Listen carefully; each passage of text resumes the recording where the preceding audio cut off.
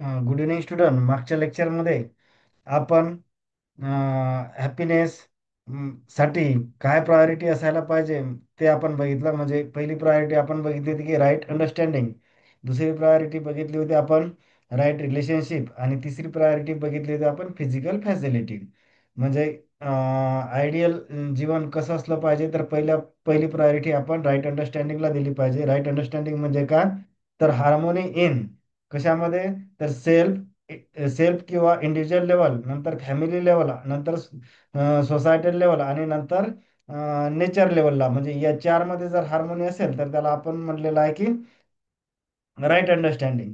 दुसरा रिलेशनशिपला दुसरी प्रायोरिटी दिली होती आपण. रिलेशनशिप मध्ये काय, ट्रस्ट, रिस्पेक्ट, लव केअर या गोष्टी आपण एक्सपेक्टेड केल्या होत्या. नंतर फिजिकल फॅसिलिटी आवश्यक आहे, पण ती कशी असली पाहिजे, लिमिटेड प्रमाणात असली पाहिजे.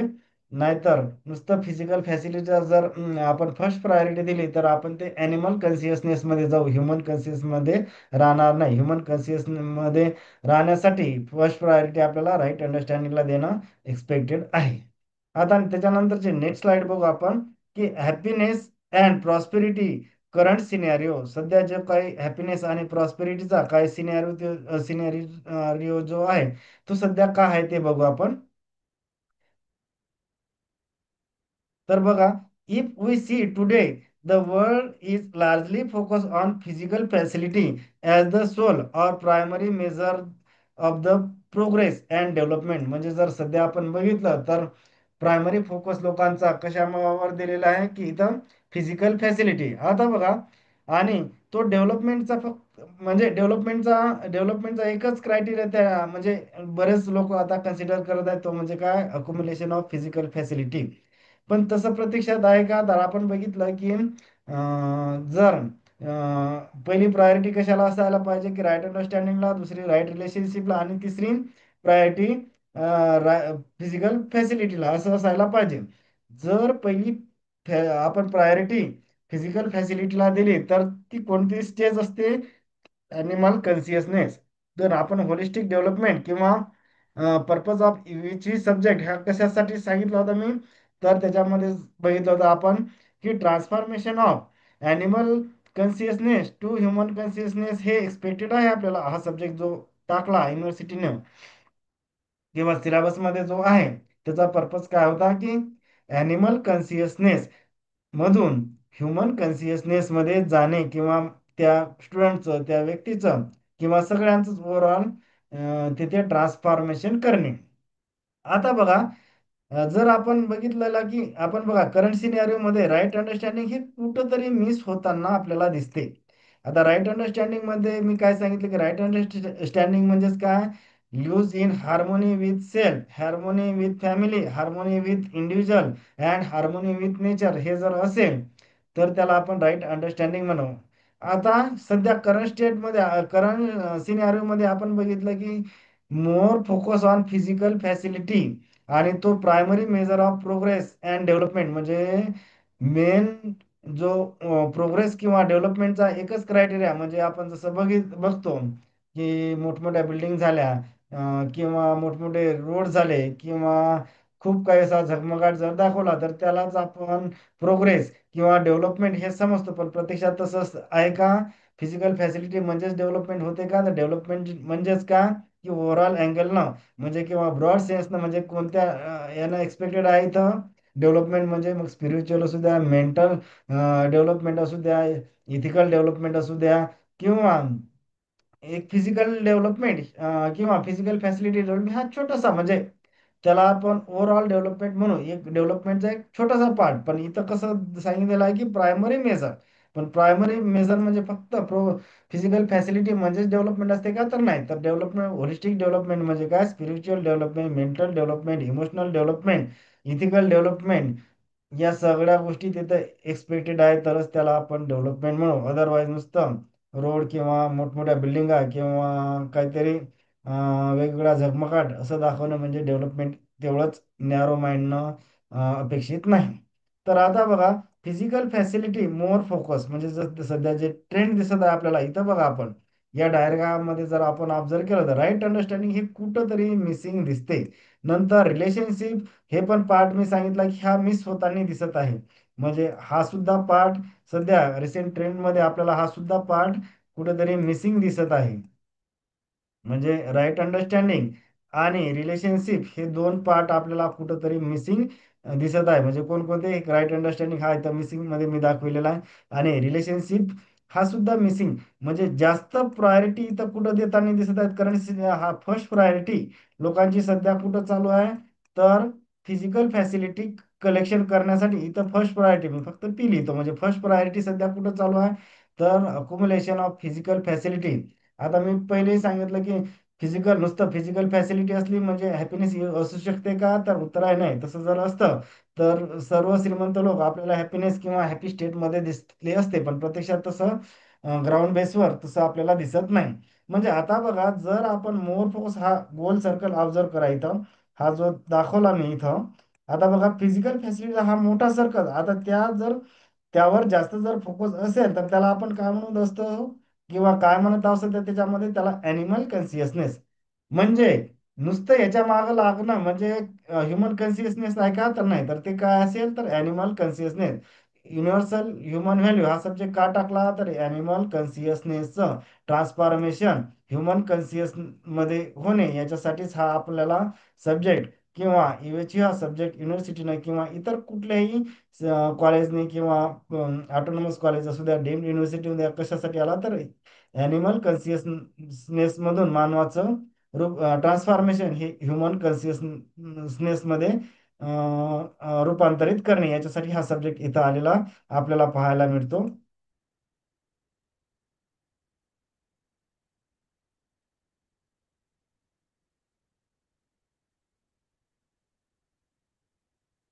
आता नेक्स्ट स्लाइड बघू आपण. आता दुसरी स्लाइड बघा. आता बघा की सध्या कॉमन मिसअंडरस्टँडिंग काय होत आहे. आता इथं आपण जर ऑब्झर्व केलं तर इथं बघा, इथं कन्सेप्ट दिला मी कॉमन मिसअंडरस्टँडिंग. म्हणजे इथं अंडरस्टँडिंग नाही तर ती मुळात मिसअंडरस्टँडिंग आहे, त्याच्यामुळे मी ब्रॅकेटमध्ये इथं मिस लिहिलं. रिझल्टिंग इश्यू काय होत आहे आता सध्या. आता बघा हॅपीनेस कॉमन मिसअंडरस्टँडिंगचा ब्लॉग बघू आपण. इथं काय दिलेला आहे, link with external things money, gadget, status and social media. आता बघा हॅपीनेस कशाशी जोडलेला आहे इथं, लिंक विथ एक्सटर्नल थिंग्स. म्हणजे कोणकोणत्या मनी असेल, गॅजेट्स किंवा मोबाईल वगैरे मोठमोठे जे महागडे आहेत, स्टेटस, सोशल मीडिया, यालाच लोकांनी असं हॅपीनेस. हे पण हे अंडरस्टँडिंग आहे का, तर हे मिसअंडरस्टँडिंग आहे, ना की राईट अंडरस्टँडिंग. राईट अंडरस्टँडिंग म्हणजे काय असते की राईट अंडरस्टँडिंग मध्ये काय स्पीड आहे, तो हार्मोनीमध्ये म्हणजे काय इंडिव्हिज्युअल लेवलला हार्मोनी असली पाहिजे, फॅमिली लेवलला हार्मोनी असली पाहिजे, सोशल लेवलला हार्मोनी असली पाहिजे आणि नेचर लेवलला हार्मोनी, तरच हॅपीनेस असू शकते. अदरवाईज आता इथं बघा, ही याला अंडरस्टँडिंग किंवा आपण मिसअंडरस्टँडिंग, इथं राईट अंडरस्टँडिंग हा वर्ड वापरला का नाही, कारण की काय आलं की राईट अंडरस्टँडिंग साठी आपण बघितलं क्रायटेरिया काय, की harmony in the individual level, harmony in the self level, harmony in the family level and harmony in the nature level, तरच त्याला आपण राईट अंडरस्टँडिंग म्हणलं. त्याच्यामुळे इथं आपण मिसअंडरस्टँडिंग किंवा अंडरस्टँडिंग, नुसतं अंडरस्टँडिंग म्हटलं, राईट अंडरस्टँडिंग हा वर्ड आपण यूज केलेला दिसत नाही. आता ही मिसअंडरस्टँडिंग असल्यामुळे त्याचे रिझल्टिंग इश्यू काय झाले हे बघा. Temporary pleasure. बघा आपण हॅपीनेसच्या क्रायटेरिया काय बघितले आपण अगोदरच्या लेक्चरमध्ये, की हॅपीनेस ही कंटिन्युअस प्रोसेस आहे. आता बघा सगळ्या स्टुडंटनी हे लेक्चर पाहण्या अगोदर, हे आपलं 5वं लेक्चर आहे, पहिलं दुसरं तिसरं चौथं हे लेक्चर बघणं आवश्यक आहे. त्याच्याशिवाय हे तुम्हाला अंडरस्टँड होणार नाही. म्हणजे हे 5वं लेक्चर बघण्या अगोदर म्हणजे लेक्चरची सिरीज कुठून बघायला सुरुवात करायची, पहिल्या लेक्चर पासून दुसऱ्या, पहिलं झालं की दुसरं, दुसरं झालं की तिसरं, तिसरं झालं की चौथं लेक्चर. आणि लेक्चर सुद्धा पूर्ण बघायचे, अदरवाईज ते समजणार नाही. म्हणजे 2-4 मिनिट बघितलं की सोडून द्यायचं, तर तसं नाही झालं पाहिजे. कारण की तसं जर तुम्हाला या सब्जेक्टची लिंक लागायची असेल तर पहिल्या लेक्चर पासून इच अँड एव्हरी पॉईंट तुम्ही केअरफुली लक्षात घेणं किंवा केअरफुली अंडरस्टँड करणं हे आवश्यक आहे. अदरवाईज नुसतं 3-4 मिनिट व्हिडिओ बघितला किंवा काही लेक्चर मिस केले तर तसं तुम्हाला ते कळणार नाही. आता रिझल्टिंग इश्यू मध्ये बघा काय झालेलं आहे, की temporary pleasure, competition, stress, increase suicide, crime, corruption that is indirectly social disorder. म्हणजे हे राईट अंडरस्टँडिंगमुळे किंवा मिसअंडरस्टँडिंगमुळे काय काय इश्यू झाले, तर हे इनडायरेक्टली सोशियल डिसऑर्डर जे सामाजिक अशांतता म्हणतो ते आपल्याला सगळीकडे पाहायला मिळते. तर ते त्याच्या मागं काय कारण आहे की मिसअंडरस्टँडिंग किंवा विदाऊट राईट अंडरस्टँडिंग किंवा ओनली अंडरस्टँडिंग ह्या गोष्टी त्याला कारणीभूत आहे. त्याच्यामुळे हा इश्यू आपल्याला सोसायटीमध्ये म्हणजे सोशल डिसऑर्डर हे बघायला मिळते. आता बघा इथं काय दिलेलं आहे. आपण अगोदरच्या लेक्चरमध्ये बघितलं होतं की बेसिक ह्युमन अस्पायरेशन कोणतं आहे, एक हॅपीनेस आणि दुसरी असते प्रॉस्पेरिटी. आता इथं प्रॉस्पेरिटीला काय केलं आपण, मिसअंडरस्टँडिंग किंवा विदाऊट राईट अंडरस्टँडिंग किंवा ओनली अंडरस्टँडिंग. इथं राईट अंडरस्टँडिंगचा अभाव आहे किंवा राईट अंडरस्टँडिंग हे आपण केलं नाही, तर त्याच्यामुळे बघा प्रॉस्पेरिटी कशाच्या बेसवर मेजर करत आहे, feeling by wealth, position, bank balance, expensive car, expensive house. म्हणजे काय, 2 BHK झालं की 4 BHK, बरं तो घेतल्यानंतर तो डेकोरेशन किंवा इंटेरियर डिझाईन आणखी काहीतरी, म्हणजे ही त्याचा जो ग्रीड आहे हा संपत नाही.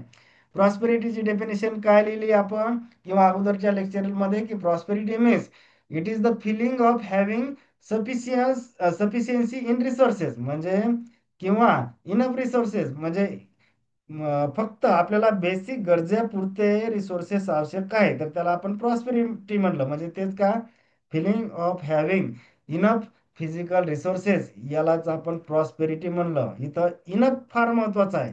नाहीतर इनफ जर आपण लक्षात घेतला नाही तर मग ते ग्रीड होणार. आता त्याच्या जर हे आपण म्हणजे व्यवस्थित अंडरस्टँड, इथं राईट अंडरस्टँडिंग नसल्यामुळे काय इश्यू क्रिएट झाले हे बघा. ग्रीड म्हणजे काय, लोभ वाढला. महात्मा गांधीजींचं आपण मागच्या लेक्चरमध्ये एक सेंटेन्स बघितलं स्लाइडमध्ये, nature satisfy every man's need but not every man's greed. म्हणजे नेचर किंवा हा निसर्ग प्रत्येक माणसाचा नीड भागवतो पण तो ग्रीड भागवत नाही किंवा लोभ हा भागवू शकत नाही. मी मागच्या लेक्चरमध्ये सांगितलं की भारतामध्ये एवढे नॅचरल रिसोर्सेस आहे की प्रत्येक माणसाची ती नीड भागवू शकतात. जेवढी जरी आपली 150 कोटी पॉप्युलेशन आहे, तर प्रत्येक माणसाची त्या आपल्याकडे एवढे रिसोर्सेस आहेत की प्रत्येक माणसाची नीड ऑब्विसली भागवू शकते, परंतु ग्रीड भागवणं शक्य नाही. मग त्याच्यामध्ये प्रॉस्पेरिटीची राईट अंडरस्टँडिंग नसल्यामुळे आपण बघा पहिला इश्यू काय बघितला की greed, insecurity, over exploitation of nature, म्हणजे रिसोर्सेसचं ओव्हर एक्सप्लॉयटेशन किंवा डिप्लेशन होताना आपल्याला दिसते. नंतरची नेक्स्ट स्लाइड बघू आता. आता बघा, problem in current scenario due to misunderstanding of happiness and prosperity. आता इंडिव्हिज्युअल लेवलले मिसअंडरस्टँडिंग हॅपीनेस आणि प्रॉस्पेरिटीला मिसअंडरस्टँडिंग केल्यामुळे किंवा विदाऊट राईट अंडरस्टँडिंगमुळे काय प्रॉब्लेम फेस करत आहोत ते बघू आपण. ॲट इंडिव्हिज्युअल किंवा सेल्फ लेवलले किंवा वैयक्तिक लेवलले मेंटल टेन्शन, अनझायटी, डिप्रेशन ह्या गोष्टी आपल्याला सहज ऑब्झर्व होताना दिसतात. नंतर कम्पॅरिझन अँड डिससॅटिस्फॅक्शन ही पण बघायला मिळते. नंतर ॲडिक्शन अँड एस्कॅपिझम, ह्या दोन गोष्टी नंतरच्या स्लाइडमध्ये बघू आपण. ॲडिक्शन आणि एस्कॅपिझम काय आहे. ॲट फॅमिली लेवलला काय काय प्रॉब्लेम दिसतात आपल्याला, lack of trust and communication. आता बघा जेव्हापासून सोशल मीडिया वगैरे आला तर हे कम्युनिकेशन म्हणजे डायरेक्ट कम्युनिकेशन हे जवळपास बंद झाल्यातच आपण कन्सिडर करायला हरकत नाही. कारण की त्याच्या घरातील लहान मुलापासून एकदम वयस्कर लोक किंवा म्हातारे लोक हे व्हॉट्सअपमध्ये किंवा फेसबुकमध्ये डोकं घालताना आपल्याला दिसत आहे. किंवा म्हणजे डायरेक्ट कम्युनिकेशन हे होताना फारसं दिसत नाही. कारण की सगळे म्हणजे बऱ्यापैकी लोक व्हर्च्युअल जगात किंवा आभासी जगात बुडालेले आपल्याला पाहायला दिसतात. नंतर जनरेशन गॅप. आता हे जनरेशन गॅप जो काय आपण हा जो जेन झेड हा वर्ड आपल्याला सारखा ऐकायला मिळते, की जेन झेड म्हणजे नेमकं काय बघू आपण. जेन झेड म्हणजे काय, की the person who born between 1997 1997 to 2012, म्हणजे या ड्युरेशन मध्ये जन्मलेली जी व्यक्ती आहे तर त्याला जेन झेड म्हणतात. आता बऱ्याचदा लोक म्हणतात की जेन झेडचे सिमटम्स हे भयानक आहेत, म्हणजे त्यांच्यामध्ये पेशन्स नाही, किंवा काही संयम नाही, किंवा इमोशनल फिलिंग कमी होत आहे, किंवा ह्या गोष्टी. पण त्याच्या मागे जर आपण म्हणजे बेसिक रिझन जर बघितलं, तर आपण म्हणू आता जेन झेड, कोणी म्हणतात की जेन झेडच्या सिमटम्स वेगळे आहेत किंवा हे आहेत वेगळं. अरे हो, मान्य आहे वेगळे आहेत, पण ते काय जेन झेडची काय का आकाशातून पडली नाही. जेन झेड सुद्धा हे तुमच्या आमच्या सारखे माणसंच आहे. परंतु आता हे जेन झेड मध्ये जे काय प्रॉब्लेम, बरेच लोक म्हणतात की हे प्रॉब्लेम संयम संपला, इमोशनल संपलं, किंवा आदर संपला. म्हणजे असं नाही की ते संपल्यातच जमा आहे, पण असं जे काही सिमटम्स वगैरे सांगितलं, म्हणजे जेन झेड मध्ये याचा अर्थ असा नाही की चांगलं नाही, चांगले सुद्धा लोक दिसतात आपल्याला. पण आता बघा, ही जेन झेडचे जे सिमटम्स थोडे जे काही वाढलेले दिसतात, म्हणजे जे रिस्पेक्ट नसणे, संयम नसणे, किंवा इमोशनल पणा नसणे, तर हे काय झालं? जेन झेड जे आहे ही का, मी पहिलेही सांगितलं, ही का आकाशातून पडलेली जनरेशन नाही. तर हे कशाचा अभाव आहे? हे राईट अंडरस्टँडिंग, या गोष्टीचा लॅक ऑफ राईट अंडरस्टँडिंग मुळे ही सिम्पटम्स निर्माण झाले. हे आपोआप घडे का? नाही, कारण की ते जेन झेड काय आभाळातून आले का? नाही, तुमच्या आमच्या सारखेच माणसं आहेत ते. परंतु राईट अंडरस्टँडिंगचा, लॅक ऑफ राईट अंडरस्टँडिंगमुळे हे जे काय जेन झेडचे सिम्पटम्स आपल्याला पाहायला मिळतात, तर ते विदाऊट राईट अंडरस्टँडिंग असल्यामुळे मिळतात. म्हणजे हे माझं वैयक्तिक मत असू शकते, that may be wrong or right, I don't know, पण मला असं वैयक्तिक हे वाटते की विदाऊट राईट अंडरस्टँडिंगमुळे ह्या गोष्टी घडताना दिसतात. नंतर बघा, कॉन्फ्लिक्ट अँड सेपरेशन. आता कॉन्फ्लिक्ट, वाद, फॅमिली लेवलमध्ये वाद प्रचंड पाहायला मिळतात. आता सेपरेशन किंवा हे डिव्होर्स किंवा ज्याला घटस्फोट म्हणतो, हे जर आपण मेट्रो सिटीमध्ये जर आता सध्याच्या घडीला म्हणजे 2025ला आपण जर बघितलं, तर हा जवळपास रेट 40 ते 50% सेपरेशन रेट पाहायला मिळतात. एवढी भयानक परिस्थिती निर्माण झालेली आपल्याला बघायला मिळते. आता याच्या मागे काय कारण आहे? तर हे without lack of right understanding, किंवा म्हणजे त्याला आपण काय म्हणू की हॅपीनेस आणि प्रॉस्पेरिटी, या दोन बद्दल राईट अंडरस्टँडिंग नसल्यामुळे हे प्रॉब्लेम आपल्याला क्रिएट होताना समाजात बघायला मिळतात, आणि त्याचं स्वरूप दिवसेंदिवस भयानक. म्हणजे आपण सगळे असं वाटते कधी कधी की स्फोट होण्याच्या मार्गावर आलेलो आहोत की काय. जोपर्यंत आता बघा, जोपर्यंत ह्युमन व्हॅल्यू जोपर्यंत माणसामध्ये इन्कल्केट किंवा त्याच्यात बिंबित होणार नाहीत, किंवा त्याच्या आचरणात येणार नाहीत, तोपर्यंत हे जे काही सोशल डिसऑर्डर आहे हे कमी करता येणार नाही, हे लक्षात घ्या. म्हणजे कोणाला वाटेल की बाबा हा, मग एवढा आपण IIT काढल्या, IIM काढल्या, किंवा फार क्वालिटी एज्युकेशन दिलं म्हणून प्रॉब्लेम सॉल्व्ह होत आहे का? मी नेहमी माझ्या लेक्चरमध्ये सुद्धा म्हणतो, आपल्या देशात 150 कोटी लोकसंख्या आहे, मग 150 कोटी लोकांना मी म्हणतो की IIT IIMच्या डिग्र्या देऊन द्या, म्हणजे त्यांना प्रॉब्लेम सॉल्व्ह होणार का? तसं समजणं हे केवळ मूर्खपणाचे लक्षण असेल. कारण की बघा की पहिल्या लेक्चरमध्ये मी बाबासाहेबांचं एक छान स्टेटमेंट सांगितलं होतं की without morality the value of any education is zero. म्हणजे मी जर म्हणलं आपल्या भारताची पॉप्युलेशन 150 कोटी आहे, त्या सगळ्यांना IIT IIMच्या डिग्र्या देऊन दिल्या म्हणून सामाजिक प्रॉब्लेम सॉल्व्ह होणार का? तर असं समजणं म्हणजे एकदम मूर्खपणाचं लक्षण आहे. कारण की जोपर्यंत आपल्या अंगी मोरॅलिटी ही गोष्ट येत नाही ना, तोपर्यंत कुठलीही सामाजिक प्रॉब्लेम सॉल्व्ह होणार नाही. विदाऊट मोरॅलिटी मग ते शिक्षण किती काही वाढवा तुम्ही, 100% द्या, किती PhD द्या, IIT द्या, IIM द्या, फारसा त्याचा उपयोग होणार नाही. कारण की सोशल पीसफुल सोसायटीसाठी मोरॅलिटी शिवाय ते पॉसिबल नाही, हे लक्षात घेणं इथं आवश्यक आहे. ॲट सोसायटल लेवलला बघा, आपण क्राईम, करप्शन, अनएम्प्लॉयमेंट, इनसेन्सिटिव्ह, म्हणजे लोक भावनाशून्य किंवा संवेदनाहीन होत आहेत. मी मागच्या लेक्चरमध्ये एक उदाहरण सांगितलं होतं तुम्हाला की रोडवर जर ॲक्सिडेंट झाला तर बरेच लोक आज शूटिंग करताना दिसतात. कोणी त्या रोडवर ॲक्सिडेंट झालेल्या व्यक्तीला मदत करणं तर दूरच, कोणी त्याच्या हातामध्ये काही सोन्याची अंगठी आहे का, खिशामध्ये पॉकेट आहे का, किंवा खिशामध्ये मोबाईल आहे का, काही गळ्यात सोन्याची चेन वगैरे आहे का, हे लुटण्याचं आहे. म्हणजे इथपर्यंत लेवल, म्हणजे नीच लेवल या माणसांनी गाठलेली आपल्याला बघायला मिळते. आता मग तुम्ही म्हणसाल सर सगळेच असे आहेत का? नाही, समाजात काही चांगले सुद्धा लोक आहेत, फक्त त्यांचं प्रमाण कमी होताना किंवा असताना आपल्याला आढळते. म्हणजे नाहीतर सर म्हणसाल तुम्ही की सर कसे काय बोलता असं की तुम्हाला काय इनसेन्सिटिव्ह लोक दिसतात का? तर नाही, तर समाजात चांगले सुद्धा लोक आहेत. आणि त्याच्यामुळेच आपल्याला जे काही सध्या पीसफुल सोसायटी बऱ्यापैकी दिसते, तर ते चांगल्या लोकांमुळे आहे. म्हणजे जे काही 15-20% चांगले लोक आहेत, त्याच्यामुळे आपल्याला तेवढी डिसिप्लिन किंवा पीसफुल सोसायटी आपल्याला पाहायला मिळते. 80% लोकांमुळे नाही, हे लक्षात घ्या. नंतर inequality and violence, loss of ethical values, या सगळं हे सगळ्यात भयानक प्रॉब्लेम सध्या आपण फेस करत आहे. की इथिकल व्हॅल्यूज दिवसेंदिवस कमी होताना किंवा कमी होताना आपल्याला पाहायला मिळत आहे. ॲट नेचर लेवल बघू आता काय प्रॉब्लेम आहे. हे प्रॉब्लेम कशामुळे बघत आहोत आपण? की problem in current scenario due to misunderstanding of happiness and prosperity. म्हणजे हॅपीनेस आणि प्रॉस्पेरिटीचा मिसअंडरस्टँडिंग किंवा विदाऊट राईट अंडरस्टँडिंग असल्यामुळे हे जे काही आपण प्रॉब्लेम म्हणजे इंडिव्हिज्युअल लेवलला, फॅमिली लेवलला, सोसायटी लेवलला किंवा नेचर लेवलला बघत आहोत. आपण तीन बघितले, आता त्याच्यामधला नेचर लेवलचे काय प्रॉब्लेम आहे.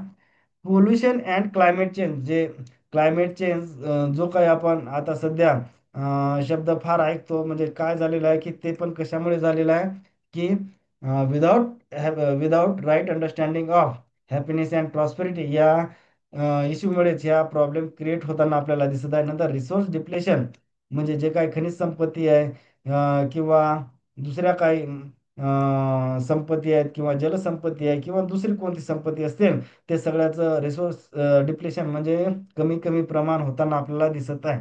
नंतर लॉस ऑफ बायोडायव्हर्सिटी, जैवविविधता, हे सुद्धा कमी होताना दिसत आहे, राईट अंडरस्टँडिंग नसल्यामुळे. आता नेक्स्ट स्लाइड बघू आपण.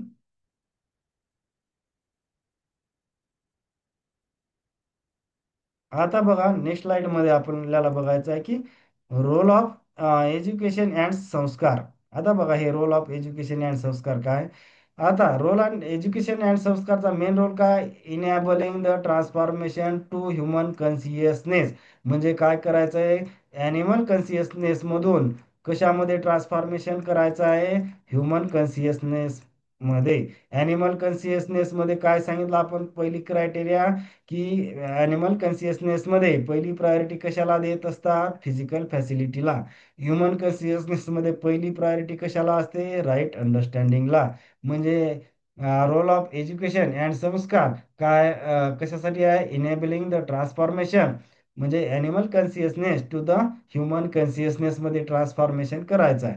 आता बघू आपण, education is the process of developing the right understanding in the human being through the self exploration. नंतर sanskar is the process of living accordance to the right understanding, that is actualisation of value in the behaviour. हे फक्त काय? हे theoretical आहे. ही कशी concept असते? हे practical. Education म्हणजे ही आपण थेरॉटिकल कन्सेप्ट पकडू, आणि संस्कार ही कशी झालेली आहे? प्रॅक्टिकल कन्सेप्ट झालेली आहे. आता बघू ऍस्पेक्ट आणि एज्युकेशन इन यूएचई, संस्कार इन युनिव्हर्सल ह्युमन व्हॅल्यूज मध्ये बघू. आता काय, पहिला फोकस बघू, राईट अंडरस्टँडिंग.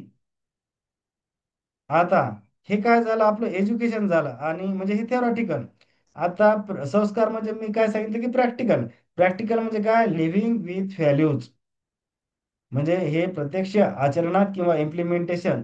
नंतर एम काय याचा? Clarity in in the thought and purpose. इथं consistency in behaviour and action. म्हणजे हे काय झालं?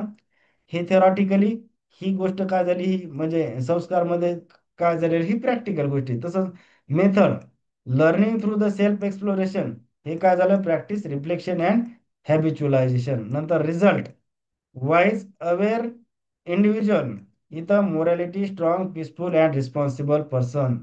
म्हणजे संस्कार जर असलं तर म्हणजे actualisation of the value in behaviour, म्हणजे हे प्रत्यक्ष आचरणात हे काय समजून घ्यायचं थेरॉटिकली, आणि हे रिअल मध्ये इम्प्लिमेंटेशन करणं, त्याला आपण संस्कार म्हणू. नंतरची स्लाइड बघू आता.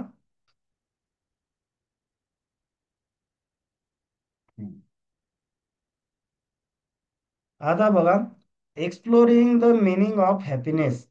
हॅपीनेसचा मिनिंग काय आहे आपण एक्सप्लोर. आता बघा, इथं लिहिलं आपण what I am, my desire, thought, expectation, my कम्पिटन.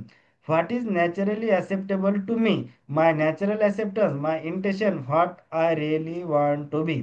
आता हे जर दोनचा आपण ऑब्झर्व केलं इथं, तर आता ही बघा, व्हॉट आय एम म्हणजे ही काय झाली? आपली करंट स्टेट.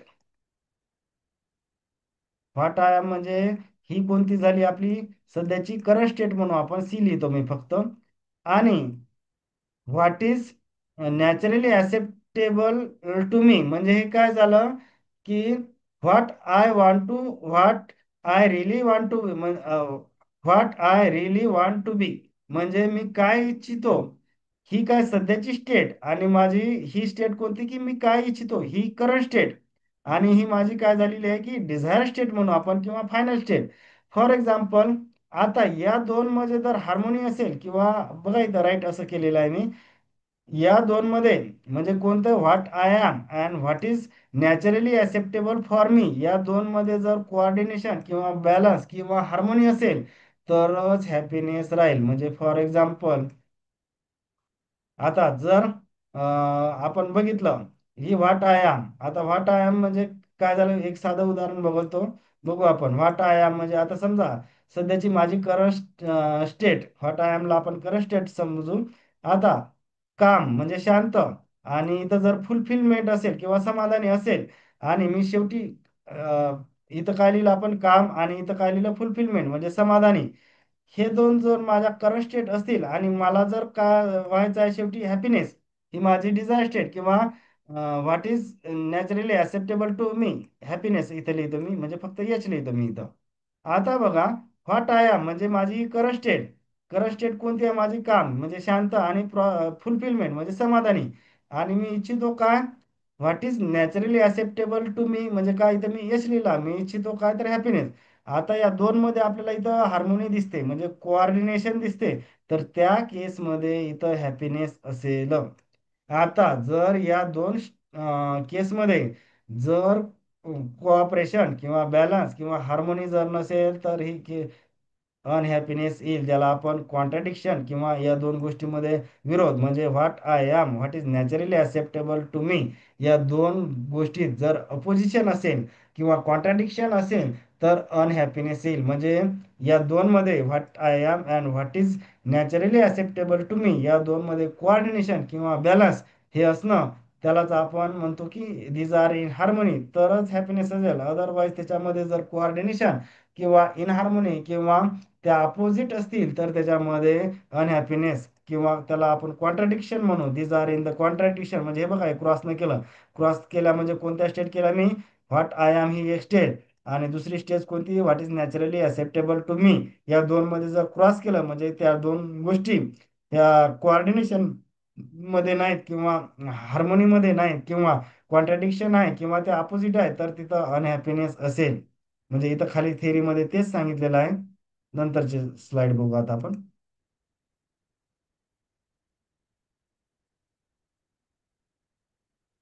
आता बघा happiness, happiness to be in the state of harmony. आता बघा आपण पहिले हॅपीनेस म्हणजे कशावर डिपेंड आहे सांगितलं होतं मी, harmony. To be in the state of harmony, harmony कोणत्या लेवलला असेल, इंडिव्हिज्युअल लेवलला असेल, सेल्फ लेवलला असेल, फॅमिली लेवलला असेल, और it may be nature level, म्हणजे तरच आपल्याला हॅपीनेस ही स्टेट अनुभवता येते. अनहॅपीनेस कधी येईल, to be force to be in the state of contradiction, यामध्ये जर विरोध असेल. आता कॉन्ट्रडिक्शन विरोध म्हणजे कोणाला, what I am and what is naturally acceptable to me, या दोन मध्ये कॉन्ट्रडिक्शन असेल तर तिथं आपल्याला ही अनहॅपीनेस पाहायला मिळते. आणि इथं हॅपीनेस कधी मिळेल, to be state of harmony म्हणजे काय, what I am and what is naturally acceptable to me, या दोन गोष्टीमध्ये जर कोऑर्डिनेशन बॅलन्स किंवा हार्मोनी किंवा त्याला आपण म्हणतो सिनर्जी असेल तरच त्या म्हणजे हॅपीनेस ही स्टेट आपल्याला अनुभवता येते. अदरवाईज अनहॅपीनेस येईल. Happiness and excitement are not the same. आता बघा ह्या दोन गोष्टी डिफरंट आहेत, हॅपीनेस आणि excitement. They are two different things. आता बघू आपण की त्या डिफरंट कशा आहेत. नाहीतर बऱ्याचदा लोक हॅपीनेस आणि एक्साइटमेंट हे बऱ्याचदा आपण बघतो की लोक ते सेम कन्सिडर करताना दिसत आहेत.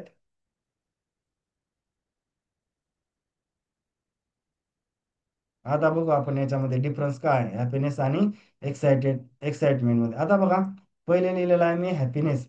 Happiness is the state of harmony within individual, family, society and nature. म्हणजे या चार लेवलला जर हार्मोनी असेल तर ती हॅपीनेस स्टेट, किंवा आपण दुसरी एक बघितली होती की what is naturally acceptable to me. या दोन मध्ये कोऑर्डिनेशन, बॅलन्स, हार्मोनी किंवा सिनर्जी असेल तर हॅपीनेस ही स्टेट येऊ शकते. आता बघा, it is continuous, stable and fulfilling. बघा हे सगळ्यात महत्वाचं याचं सिम्टम्स, ही कंटिन्युअस असते.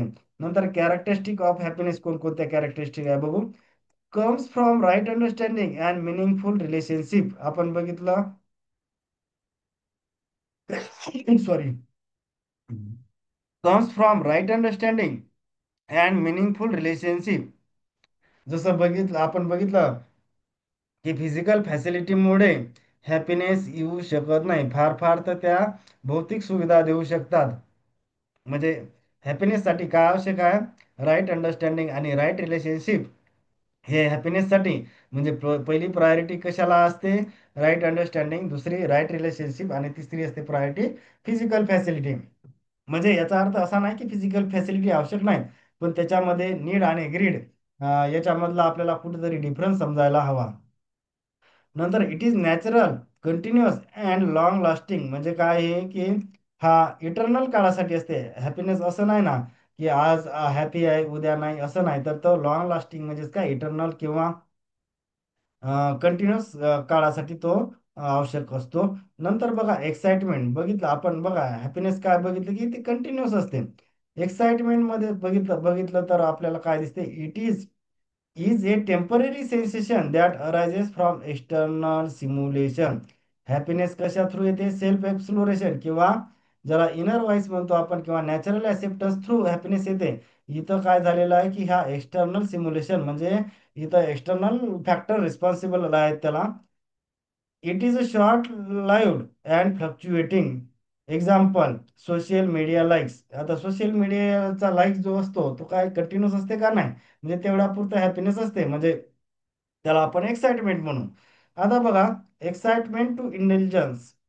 इंटेलिजन्स म्हणजे उपभोग आपण म्हणतो. एक्साइटमेंट बघा इथं, pleasure from favourable sensation, attention, appreciation, favourable feeling from others, lack of responsibility, हे त्याचे सिम्पटम्स दिले. आता बघा मी सांगितलं की एक्साइटमेंट कसं, जसं सोशल मीडियावर आपण काहीतरी टाकलं किंवा व्हॉट्सअपला कोणीतरी तिकडून लाईक्स केलं किंवा काहीतरी केलं की लगेच एक्साइटमेंट थोडं 2-4 मिनिटासाठी त्याला आनंदी वाटायला लागते. म्हणजे आनंदी नसतो तो प्रत्यक्षात, कारण ते व्हर्च्युअल जग आहे. मी पहिले सांगितलं सोशल मीडिया किंवा व्हॉट्सअप जे काय असते हे रिअल जग नाही, हे व्हर्च्युअल जग, ज्याला आभासी जग म्हणतो. हे रिअल जग आहे का? किंवा रिअल जीवन नाही ते, तर त्याला आपण आभासी जग असं म्हणू. म्हणजे ते टेम्पररी एक्साइटमेंट आहे. आता बघितलं की आपण, समजा मी सांगितलं उदाहरण, एक्साइटमेंट सोशल मीडियावर लाईक्स थोडीशी मिळाली की 2-4 मिनिटं तो एक्साइटेड, त्याला हॅपीनेस म्हणायचं नाही, ती टेम्पररी आहे. आता बघा, आता या एक्साइटमेंटचा म्हणजे आता त्यानं एखाद्या व्यक्तीनं किंवा एक्स पर्सननी सोशल मीडियावर किंवा व्हॉट्सअपला काहीतरी टाकलं, तिकडून लगेच लाईक्स वगैरे आलं की लगेच त्याची ही एक्साइटमेंट स्टेट वाढते. म्हणजे हॅपीनेस कन्सिडर करायचं नाही, कारण की ती टेम्पररी आहे. आता ह्या एक्साइटमेंटचा थ्रिल लॉंग ड्युरेशन साठी त्याला अनुभवायचा असेल तर तो इंडल्जन्स या स्टेजमध्ये जातो. आता बघा, एक्साइटमेंटच्या नंतरचं थोडस म्हणजे जास्त ड्युरेशनचं स्वरूप म्हणजे त्याला इंटेलिजन्स म्हणतो. म्हणजे काय झालं, एक्साइटमेंट मध्ये समजा जो त्याला प्लेजर मिळाला समजा शॉर्ट टाइमसाठी, हा टाइम तो थोडासा वाढवू इच्छिण्यासाठी किंवा त्याला वाटते की हा एक्साइटमेंटचा थोडा टाइम वाढायला पाहिजे, तर तो इंडल्जन्स या स्टेजमध्ये जातो. या दोन मध्ये फरक पडा की थोडंसं कमी कालासाठी असते, हे थोडंसं लॉंग ड्युरेशनसाठी असते. आता बघा, तर तो इंटेलिजन्स म्हणजे लॉंग ड्युरेशनसाठी हाच म्हणजे थ्रिल कायम ठेवण्यासाठी तो काय करतो, या स्टेजमध्ये जातो. म्हणजे मग काय करतो तो, watching movie for long hours, playing video games whole night, parting with friend, long drive, addiction to smoking, alcohol, drugs आणि नो रिस्पॉन्सिबिलिटी. म्हणजे एक्साइटमेंटचं पुढचं स्टेज कोणती झाली? इंडल्जन्स. आता बघू आपण नंतरच्या स्लाइडमध्ये की हे काय आहेत.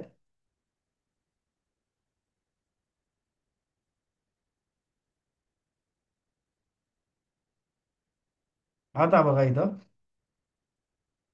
एक्साइटमेंट बघितलं आपण शॉर्ट टाइम साठी, इंटेलिजन्स बघितलं की तो शॉर्ट टाइम मध्ये जो काही थ्रिल त्यानं अनुभवला की जो काही प्लेझर अनुभवला, तर त्याला थोडं जास्त वेळ एक्सटेंड करण्यासाठी तो इंटेलिजन्स या स्टेटमध्ये जातो, हे आपण बघितलं. आता बघा या इंटेलिजन्स स्टेट पासून हा जो एरो दिसतोय इथं इथं बघा हा हा कुठं चालला?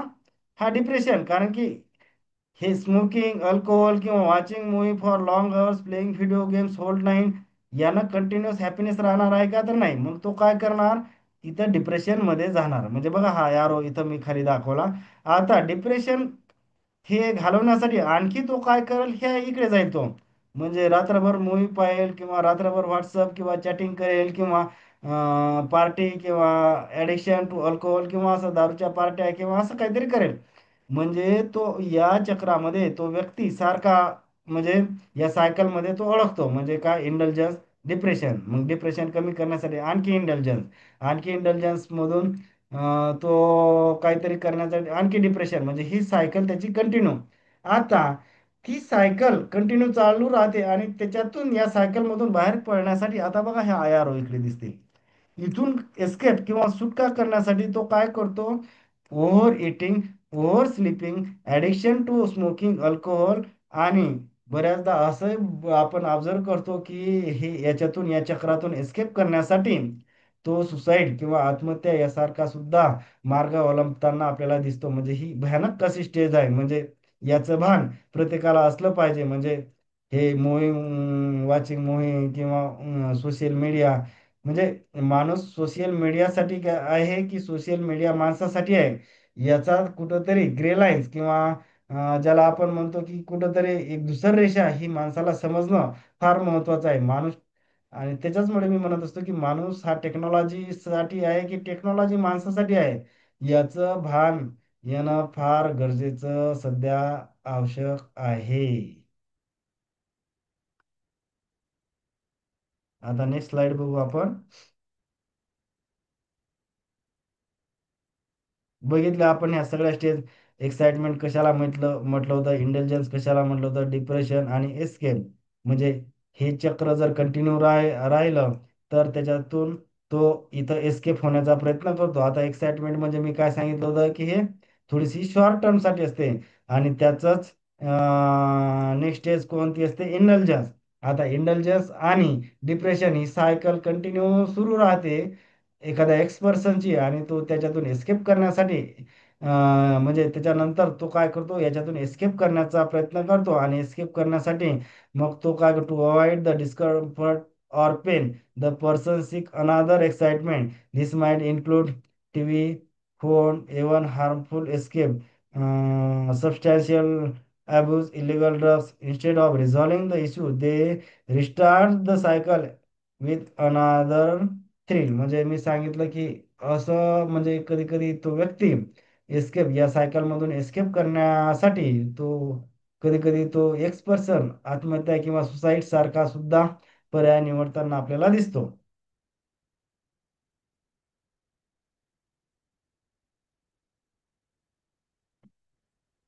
आजच्या लेक्चरमध्ये एवढंच बघू.